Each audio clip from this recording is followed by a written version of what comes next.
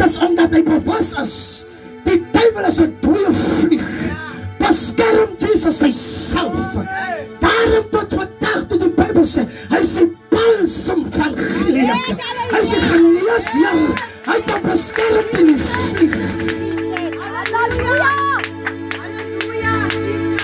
Jy word jaloers as iemand anders warm is. Jy sê ook, ek was ook daar warm. Suster en broer, die vlieg hou jou agter. Dat jy verkeer jou self. Ripasande.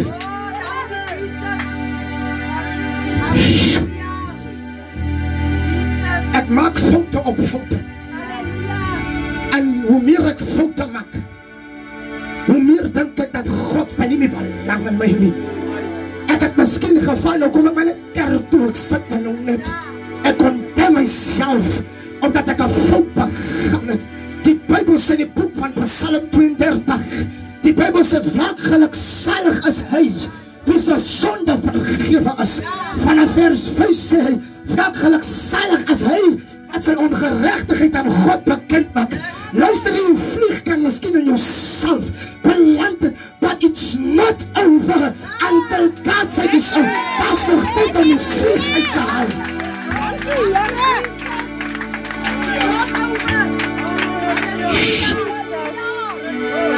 Pastor Abrams, al die leiers gaan vorentoe. Alle kerke gaan vorentoe. Here kan bid dit effektief vir u miskien. En dink dat die ander leiers as effektief hulle het, maar ek het wat hulle nie het. Weet jy wat veroorsaak daardie probleem nou eintlik? Dit is 'n vlieg wat jou sin wil doodmaak. Luister gou hier, ons het 'n siekte in die kerken, wanneer iemand vol vuur is, wanneer iemand aan die brand is, dan infecteer het jouself. Jy dink jy is nie goed genoeg nie, jy dink jy is nie vatbaar nie. Luister hier, jouself is goed genoeg vir Jesus. Moenie laat die vlieg jouself. Die Bybel sê nie ons allemaal is profete nie. Nie ons allemaal is profetesse nie. Los die ding waar jy jouself competeer teen ander mense.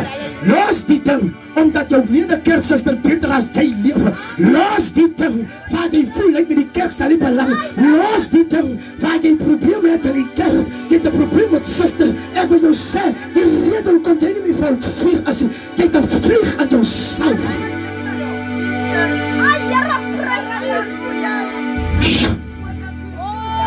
Here kan bid.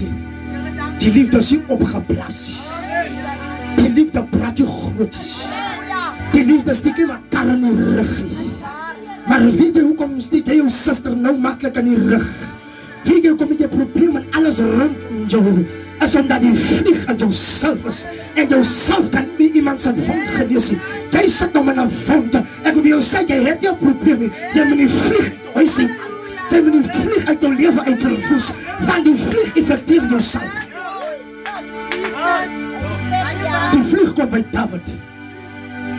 David moet gaan veg. En weet of ek sin maar vanoggend. David moet gaan veg. Maar kyk wat maak hy dit. Die Bybel sê David staan op die dak, stuur die man op weg. Hy sien 'n kaal vrouwmens. Dit is die gesalde van die Here. Ek wil vir iemand sê, nie vir jou te heilig hou nie. Dit is die gesalde van Jesus.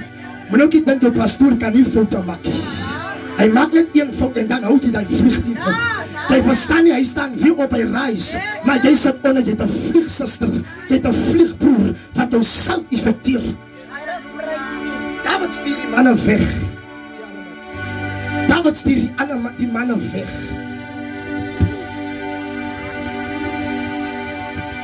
David stuur die manne weg. Kan ek die gedagte los? En terwyl hy die manne wegstuur, weet hulle nie hoekom stuur hy hulle alleen weg. Hy is usually om by hulle te wees in die geveg. Maar omdat iets David sy aandag getrek het. Ek kan nou by die punt kom. David sy aandag getrek het, pastor. Dit was 'n vrouwmens.